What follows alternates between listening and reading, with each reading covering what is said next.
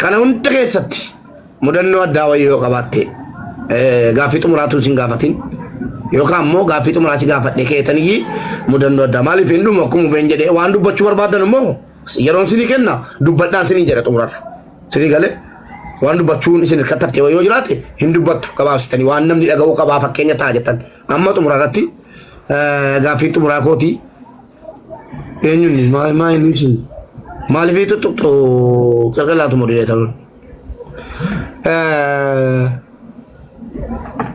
sana booda wal argitaniittu waa jaalalaa wal gaafattan walii naasoftan walii deebistan nikaa wal hidhattanii yoo jennu xumurame jenneera darbina guyyaa biraatti karaa miidiyaa biraatiin immoo intarvii taatu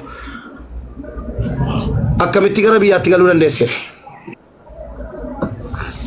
obseen gara biyyaa durumaan iyyuu biraafuu fedhiin qabu ture hanga ta'e immoo wal duukaa yoo galle haalli inni ulfaata ta'e isaanis waggaadhee rabee irraa ba'e waan tureef xiqqoo inni dura bu'ee galuun yoo isa rakkisus illee haala mijeessuu keessatti hanga ta'e wayii na gargaara jedheetuma biraaf malee biraafuu yaada sin qabu waadaan keenyas yoo wal biraannes ji'a sadii dhufittidha kan wal biraafuu waadaa walii seenne akka nasiibaa ta'e immoo ji'uma sadii sanarran dabarfanne galiitiin kootis garuu akka ammatti gale immoo xiqqoo si dhukkubee ture beektaa raamadaana keessa raamadaana qabaatti waan argee hanqina dhiigaatiin wal qabatee mana yaalas deddeebi'aa ture wanti murteeffadhee gale baqa namti bira jiraachuu ammas akka inni qallamni irraa dhaabachuu hin qabne akka inni dhibee biraatiif saaxilamullee doktoritti himte hanqina dhiigaa kanaaf si gale. Achi taa'ee hojjedhee wanti isa fayyadu tokko hin jiru yoo inni fayyaan qabaatiin yoo birriin kan mana yaalaatti dhumu nyaata dhugaatii jireenyi isaa gahaa hin taaneef faayidaa tokko waan qabu natti fakkaachuu dide hangeen biraa hojjedhu jechuudha. Kanumaaf maqaawwan biratti argamuu qaba jedheetumaan murteessee dhukkubsates hedduu rakkataa ture batalayii ji'a raamadaanaa keessatti baay'ee ulfaataa ture haalli inni keessa ture jechuudha. Ijoollee achi taa'ee qaradheetti ergaan ture. Na yaaddaa beektaan yeroo dhukkubsatu dhukkuba isaa qofa osoo hin taane rafeetu iyyuu waan hirribaa damma qulatti hin fakkaatu waan akka ijoollee sobii eega jechuudha hirribuma isaa na bira jiru iyyuu namaan sanni na bira hin jirre miti. Haaluma kanaaf inni utuu inni itti yaadaniin ka'ee gale sababuma dhukkuba isaati jechuudha malee murteeffadheetii miti kan hin ka'ee gale. Dhageessaniitu ammas anaazar wareegama kan biraati kunis. Galitiin ga'ee yookiin immoo haalli mijaa'ee osoo hin taane maal ta'us baamana kootiitti itti dabalamee jira. Kan biyya namaa ta'e maallaqa gaarii hojjedhus inni immoo asii dammaana hir'ina dhiigaa fi rakkoo tokko tokkoof saaxilamaa jira. Mana kamitti maallaqni fixuun maaliif innumti nyaatee dhugee waan tokko tokko hin taane kanaafan gara biyyaatti gale jettee obsee akkamitti ibsitu ani hin beeku obsee xumura irratti waan dubbatan dubbadhaati sana booda uummataatu isin hin deemin uummanni waan siniin jedhu magastii irra gale siniin jedhaa gastii argadhaa ta'a xumura namee waan nu jalaa hafe jettanu nu gaafattu gaaffii tokko gaaffii sadii wayii isin gaafadha isin lammanuu kaameraatti naa ba'a gaaffii xumuraati gaaffii bashannansiisoodha.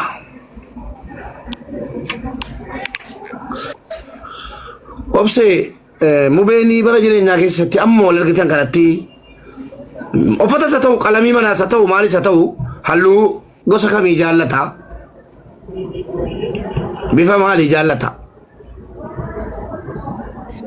Mubeenii jalqaba irratti bifa osoo hin taane kennaadhuma namni kenneef waan fedhe yoo ta'e hin jaallata uffata irraas ta'e.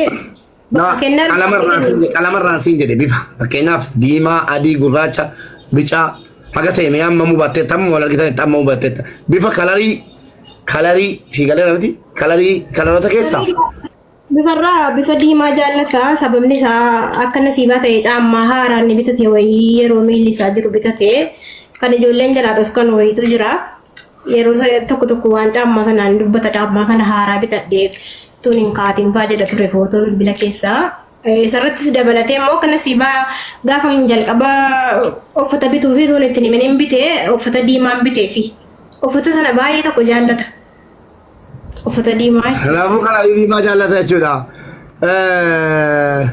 Nyaatota nyaataman keessaa mana keessa hagam ol beennamee warraaf abbaa manaa kan jedhuufanii nyaatota warra abbaa manaa asirratti affeeramuu barbaadan namoota kumaatamaan galmaa'uu dandeessu dhuftanii isin affeerraa isin gaafannaa isin badhaasisas nyaatota gosa nyaatotaa keessaa yani kauntinni itti xiqqoosii itti siyaa'u maali xiqqoo immoo yeroo nu gaafannu kana ijoollee miira keessa galtanii mubeen waan akkana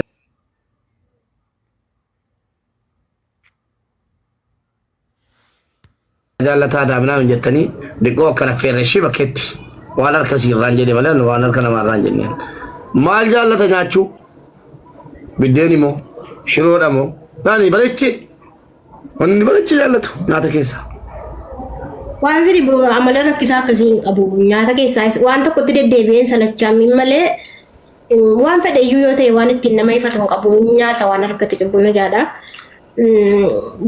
gaafa jalqabaatti hangeessuuf immoo nyaata xibsiin geessee fi isa duraa sana nyaachuu baatus gaafa lammaffaatti nyaateera yaani hanga ta'e yoo waan biraa deemnaan nyaatan hin beeku malee gaafa jalqabaa hin nyaanne ruuzii nyaatanii turani waan ta'e garuu haala nyaataa keessatti waan fedhe yoo ta'e itti deddeebiteen salachee malee mana fakkeenyaaf amma wanni ni keessaa barachee yaani amma fakkeenyaaf mubaarak maal jaallatte waan jettee marqattii kanan baay'ee jaalladha yaani tokkoffaa kooti ana tokkoffaa kooti yaani nyaata keessaa maal deddeebite nyaatta dirqama waan jedhame marquma deddeebi'ee nyaadha malee xibsitti deddeebi'ee nyaadha foonitti deddeebi'ee nyaadha bideetti deddeebi'ee shiroodhaan nyaadha hin jedhu marqatti deddeebi'ee nyaadha yoo dirqama taate deddeebi fakkeenyaaf mubeen waan tokko nyaata biyya alaa keessaa gaafa leengadda dhufuyyuu ziinjara naaf hidii kottu jedhee ziinjaran salachaamu nyaata bakkeedhaa nyaatamutti maali ziinjara ziinjara jira kan akka borgarii wayii kan bakkeedhaa gurguramu sandoosha lukkuun kaachabinii fi maayinisiin keessa godhamee lukkuun akka borootti hojjete bateeraadhaan maramu sana nyaata keessaa siree Itoophiyaa dhufe yoo tibsii jaallatte yookiin qaqqinii nyaata jaallatte si waanti jaallattu kana si affeeree si bira taa'ee nyaachuuf hattuu ergamoo ziinjara jette ziinjaroon si haa nyaatu siin hin jedhu Saawud Arabiyaa warra jedhan gaafa galan si fidanii dhufan nan laallatu kun obseenoo maal jaallatti nyaata manaatti immoo mara hallumaa ni jaallatti obseen kalarii namni jaallatu tokkoffaa ilaalchaan beetta warra kee ilaalcha jechuun yoo isin yeroo uffata bitattus adii yeroo mana keessa deddeemtus bijaamaa uffattee ciiftus adii waan adii wayii yaadanis ta'e kalarii adii jaallachuun si beekamaadha. Diimaa uffachuu jaallatti yoo ta'e immoo diimaa jaallatti jechuudha. Keessaa beekee kalarii kamii yeroo hunda fayyadamti yookiin qalamii manaa irratti yookiin dibachuu irratti bifa kanaan jaalladha jettee wanta ajab jira. Mee natti himi. Irra baay'ee uffannaa isinillee jaallattu kalariin isinillee irra baay'ee kan irratti hubadhee kanuma jaallattee irratti murteesse uffannaan si walumaa galatti gurraacha uffata gurraacha jaallatti. Uffata gurraachi halluu gurraacha jaallatti egaa argitanii diimaa gurraacha wal argate jechuudha. Inni diimaa jaallataa sababa qaba isaa inni isin immoo gurraacha jaallatti thank you gaaffii itti fufee jira gaaffii wayii si gaafadha. Mubee ina laali bareechi ija keessa akka sidaan naasoftuun barbaaduudhaan ina laalte obsee lakkoofsi caammaa mubee meeqa maaliif na gaafatte hojjettee mursiifan deebisaa caammallee takkaan binnee fi lakkoofsi caammaa isaa 42 thank you 42 wanni gaafatamee fi rakkoon jiru naannoo miila isaa gati ta'eef caammaa sirreessuu irratti waan tokko irratti hin argiti jedheetanii isa amma kan dachee nyaatu akka waliin hin haasofne jedheerra waliin hin haaseenaa siireesiidha asirratti. Mubee obseenii lakkoofsa caammaa meeqa hubbatti maaliif beektee dhiiftee nan laallatu beekuun dirqama. 67 kaa.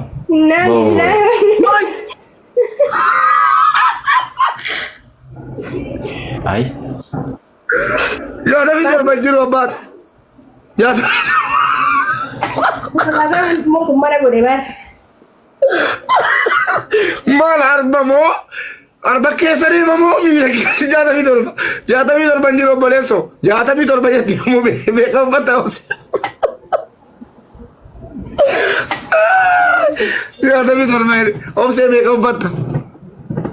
Tadde vidor baguna warra komanti terana be ka bari sarra. La hawla wala quwwata illa billah. Caamala gosa duri torba jaata bi torbere. Garafa ya dubbate numa asrata. Bareedaadha. Xumuratti gaaffii tokko irraa qaba. Isii fixadhee jennaan. Salaamu alaikum. Waan barbaadan ergaa keessan waan barbaadan dhaammattu gastiilee nama galcheetan koongiraasiniin jedha uummanni jechuudha. Gastii ergadhaa uummatu. Waan biraa tokkoof ol natti hin galina. Waa'ee jedhamu bee malee sagantaan adda kan jedhamu bee fi kan obseeti. Keessattuu obsee waan jettan hin jettu galtanii shamarran. Gaaffiin dhumaa mubee yeroo ciisu akkamitti ciisu jaallata obse. Yeroo akkanasiin jedhu jireenya halaaqaa abbaa manummaa haadha manummaa nan laallatu gaafadhu jedhan.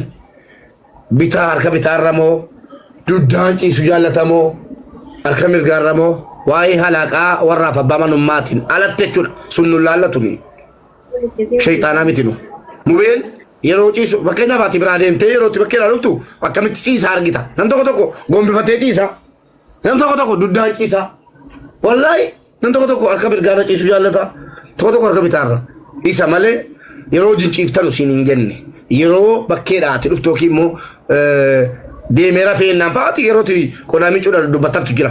Isaa akkamitti rafee argita? Hin beektaa hagam wal beennaadha kun.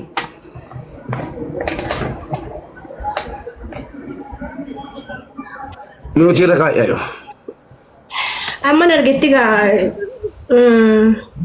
yaani namni bicoos ammallee xiqqoos yaara galfiin qabu beektaa qaamni isaas guutummaan guututti waan hin fayyineef isa argasiin beekuu isa ammoo hanga ta'e gartokkeedhaan ciisa beektaa garaadhaan ciisa miila isaa kana yeroo hunda waan dhikkifatuu fi ammallee yoo ta'e yeroo hedduu waa jala kaachuu jaallata miila jala.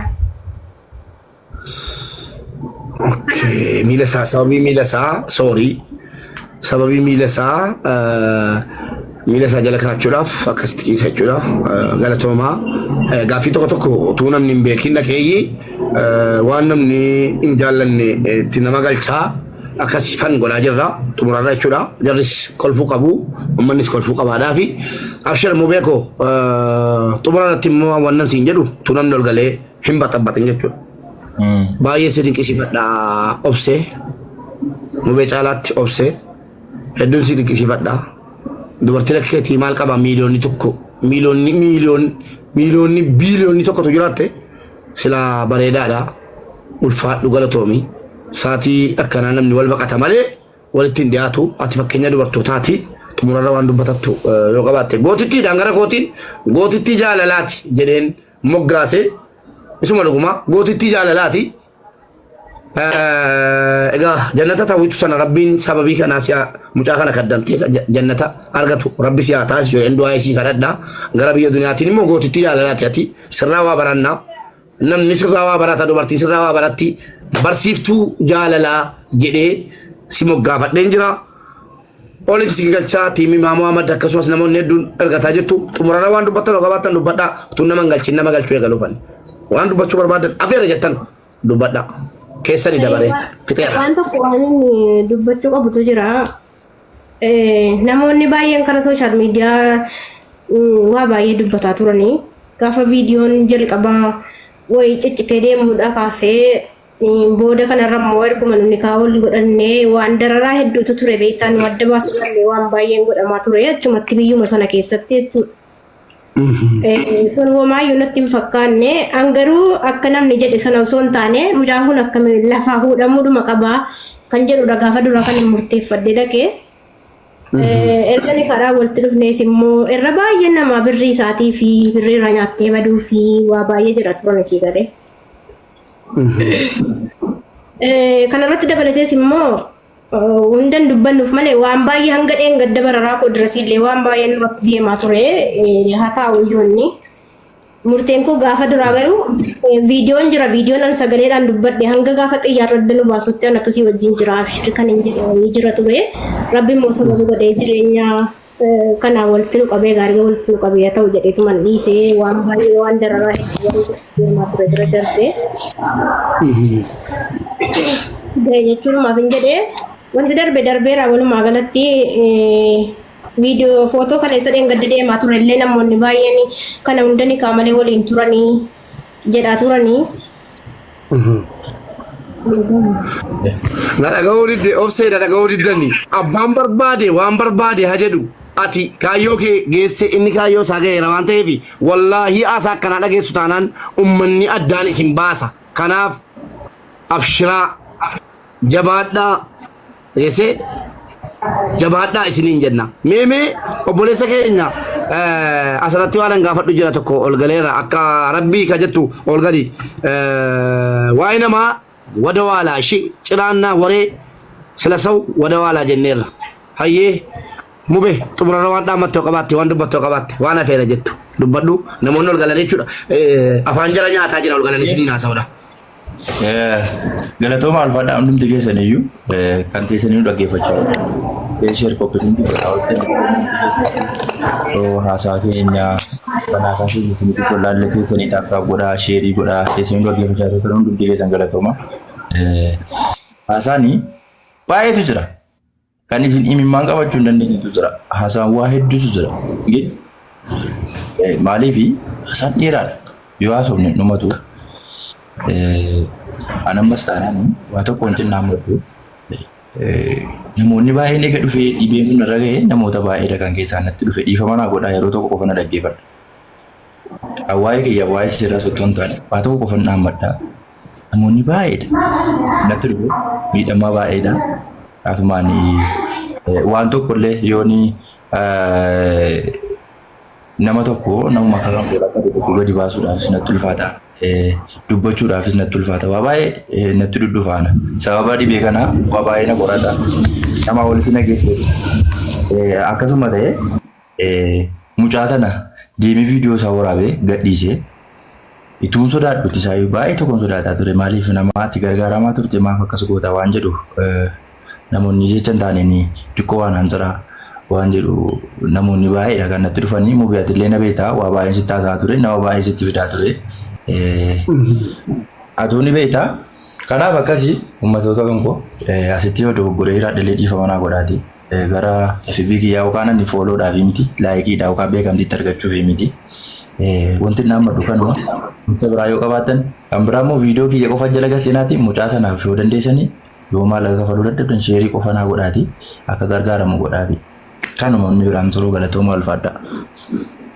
Ayyee namoota gastii argatan dabareedhaan ol galchaatii waan jettan jedha waan hafe waan hanqate waan dabalamuu qabu nu daddabalaa sin jenna. By the way dhimma mubee kanarratti uummanni Oromoo guutuu keessan waa tokko wayii waan dagadhe jira. Adda durummaadhaan ana caalaatti eenyu caalaatti adda durummaadhaan obboleessa keenya namoota galateeffatu jennee gaafannaan isasi meemee mubee namoota yeroo dhukkufatu sana keessa si qaqqabanii si wajjin kufanii kaan keessa namoota galateeffatu namoota dhaamsa dhaamtu yoo jiraate dubbadhu si kanan dagadhe dhiifama.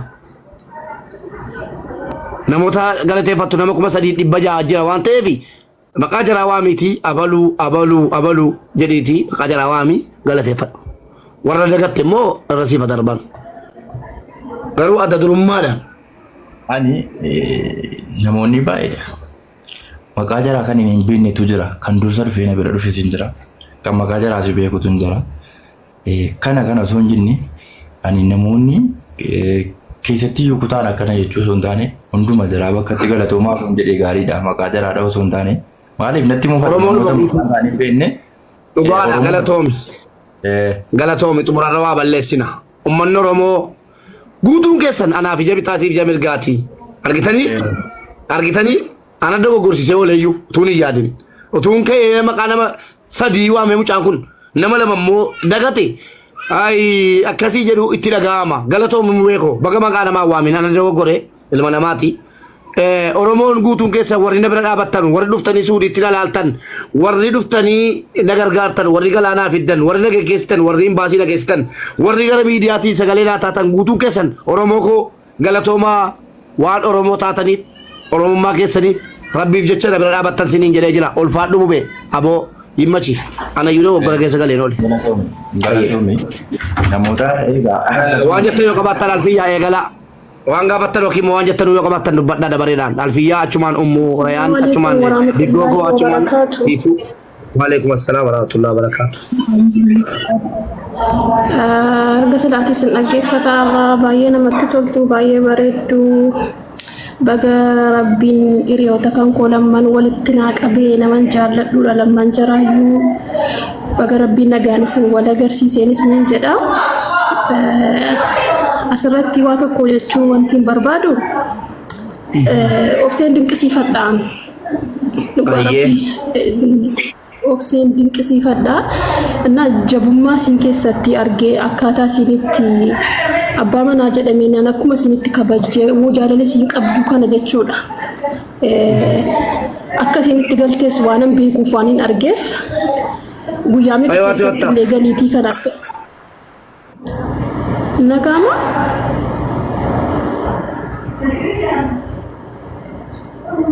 sagaleen jira. Ni jira bareechee jira. Hello. Maa inni akkas walii gadi raasaa jirtan?